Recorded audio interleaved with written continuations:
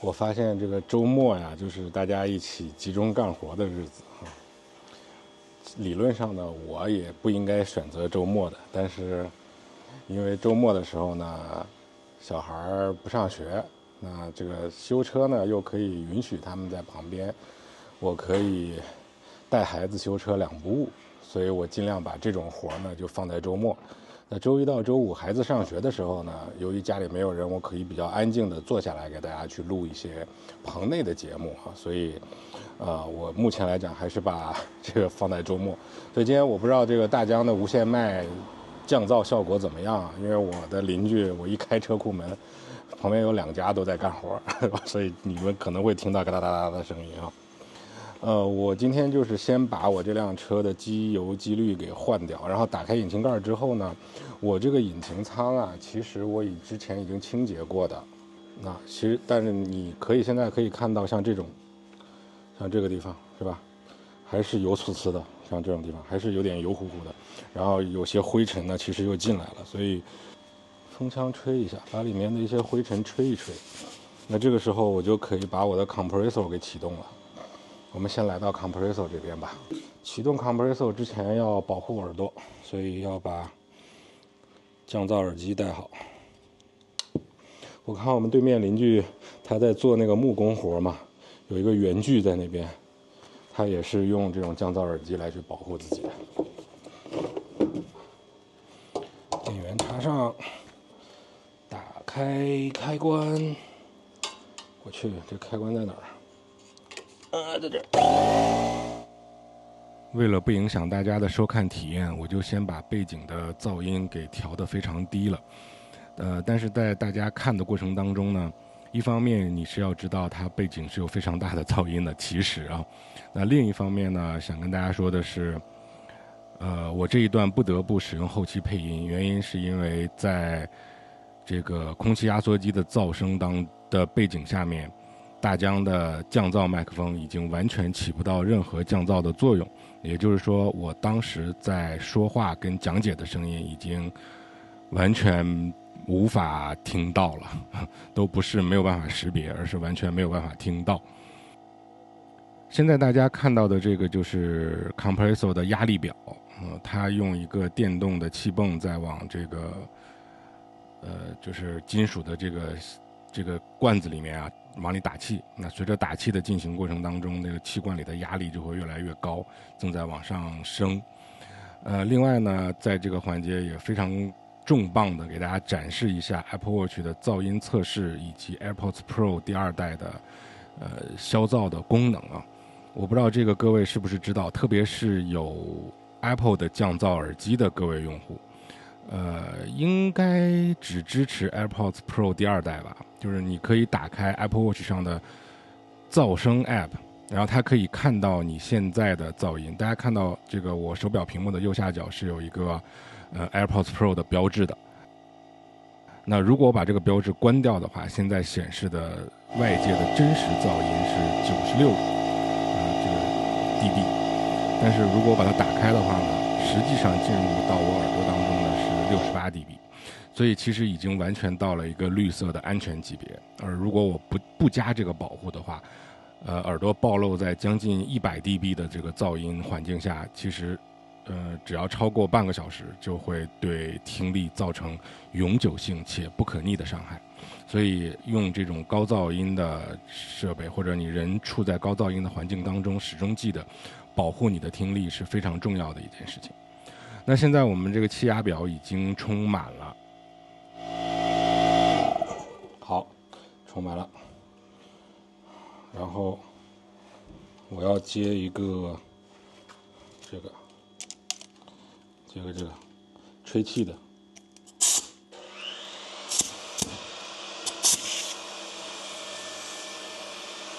还可以，拽着点。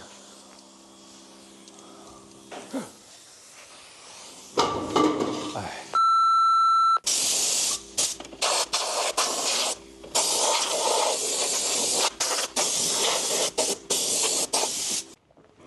好了，各位，现在我终于明白为什么很多汽车修理节目一定要用一个超广角的镜头了。因为想要拍清楚车底下，你这种 Osmo Pocket 的这个普通的不加滤镜已经完全看不到了，就像你们现在看到的这样。我要想换机油呢，一定要先把这个底盘下面这个粘子的那个挡板给拆掉，然后这边有这么几个螺丝，那可能大家这个角度已经看不全了，那这个我就不拍了。这样子的，它这个是多少？16/5英寸。哦，那就是 T30。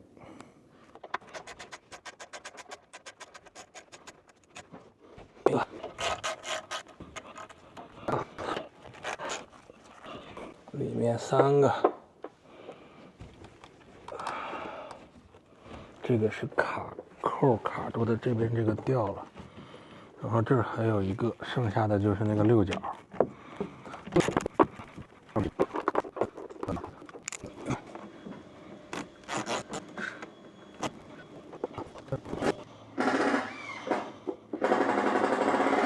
这样就可以把整个挡板拿下来了。哦，我先检查一下底盘有没有特别锈死的地方。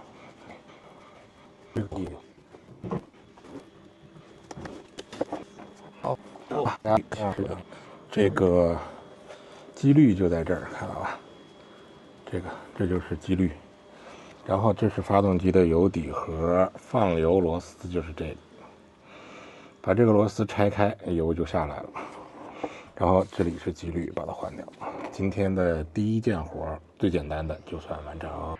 好，做个记录哈。油底盒的这个螺丝，它的大小是13毫米，正好套上。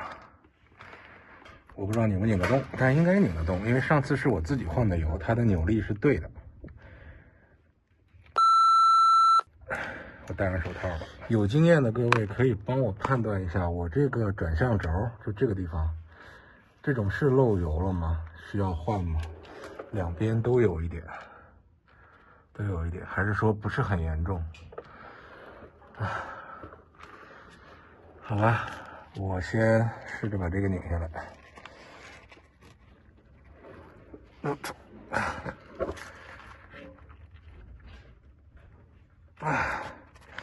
果然是拧不动了啊！好了，各位，我刚才已经用这个电动扳手呢，这是这个东西，把这个油底盒螺丝给拆掉了。它这个力量也是不够的，但是当它力量不够的时候，我可以当一个普通扳手去拧它。这个扳手比较长，它比我那个机轮扳手更长，所以力臂更大，所以把它能够拧下来。这个其实这玩意儿还蛮好用，这便宜，不是什么好牌子，随便用用。然后现在已经开始滴油了，看到吗？这个油已经滴上来了，那我就开始放。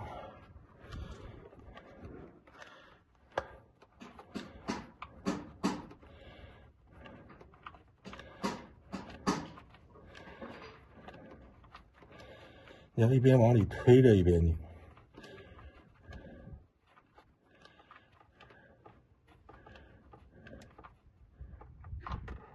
哎，好。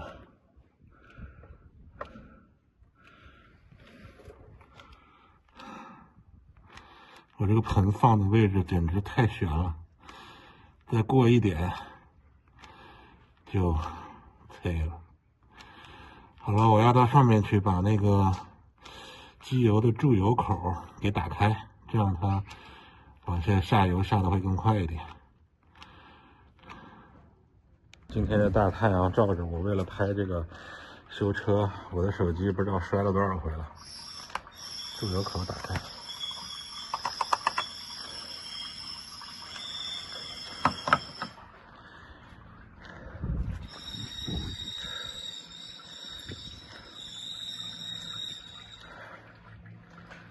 怎么会有这么多沫子呢？谁知道？能够告诉我？我还是艰难的给大家拍一下。现在这个机油已经滴的差不多了，都积在我这个盒子里了。在等待它滴的时候，哎呦，这个我还得往里抿一点，别滴到地上就很烦。在等待它滴油的时候，我问了一下 ChatGPT 为什么我这个油里面会有气泡，它给出的所有原因里面，我认为比较可能的性比较大的一个原因，是因为我上次换的这个油标号不对，我这个油应该是我这个车应该是用5W20，但是上次我用的是0W20，原因是因为那个是美孚的，而且是打折。所以说我就买了它，想着冬天嘛，就是吸一点，可能也有助于这个车子。但是目前看来呢，还是不太好。幸好就把它换掉了啊。稍后我会录一个视频，专门说一下该怎么样定时换机油的这件事情啊。那还好，这次就换到正确的标号了。然后呢，这边是机滤，然后机滤这个东西呢，理论上你是不用任何工具，拿手就能拆开的。但是有些时候可能是因为你之前拧得太紧，或者是用的时间太长，不太好拆，所以你要用到这个工具。这个工具挺有意思的，你把它套上之后呢，你只要这样一用力，你看它就会自动的这个圆圈就会缩小，把机滤给绑住，然后你持续再拧，它就掉了。所以我的机滤在看到啊，在这个位置，在这个位置，我就把它套上。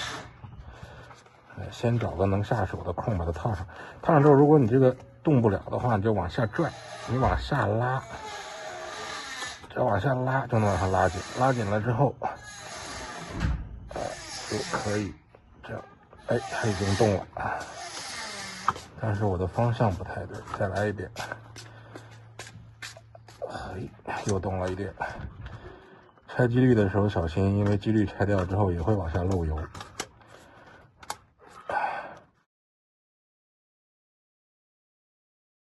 关键是不能得心应手，我先不拍了，这个一边拍一边干活实在是太……